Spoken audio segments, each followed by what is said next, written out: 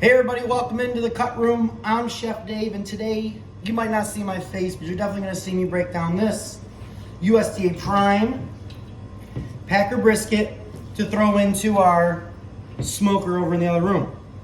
First thing I like to do is get that big hunk of fat right out of there. Boom, get that. Then I like to trim off any excess fat that you see here along the flat, right? Flip it over. Boom. On the point end here, see that? It's the meat there, and then this side of the point, you got a lot of fat, runs all the way down to the end, a nice thick run, and we want to square this bad boy off. So we're gonna trim that back, right? Let me trim some of this fat back, and then I'll show you.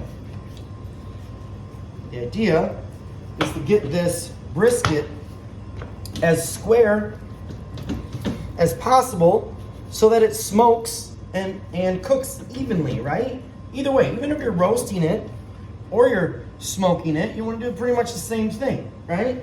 You want to leave a little bit of fat on there for flavoring and moisture content, if you will, but you really want to get, look at that, big flap of fat, very little meat, good job, on that point running down that one side. And we're going to continue. You can see here's the flat end. It's pretty thin there, but we want to make sure, again, like I said, nice and even. And when you're cutting meat, anytime you're butchering meat, especially when you're doing a roast or something like this bigger, longer strokes with your knife are better than short strokes. If you can, get in there, boom. Just kind of level that out. Same thing, come right back up here towards the point, clean that up, follow the meat. I'm gonna come all the way up, get myself nice and tight up here against the point, come back, flip it. You're gonna be flipping back and forth, and we're just taking off a lot of excess fat, right? Off that top, try to even this bad boy out. Get in here, see?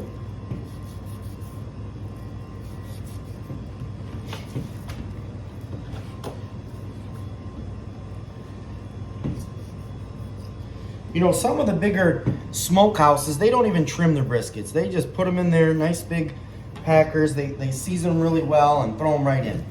But we have one little small pellet smoker.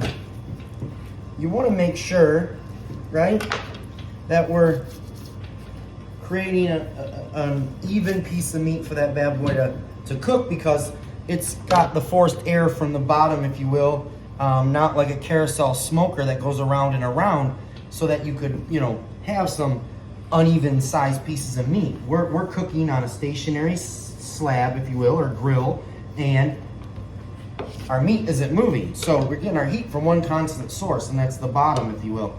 And so we don't want to have a big hunk, too big of a hunk on one side, and a really small hunk on the other side, and then we're cooking the heck out of this thin side, if you will, to get this point side to come to the same temp to kind of break down, because of this big old hunk of fat that kind of connects it, right? Or literally the fat that connects the point and the flat.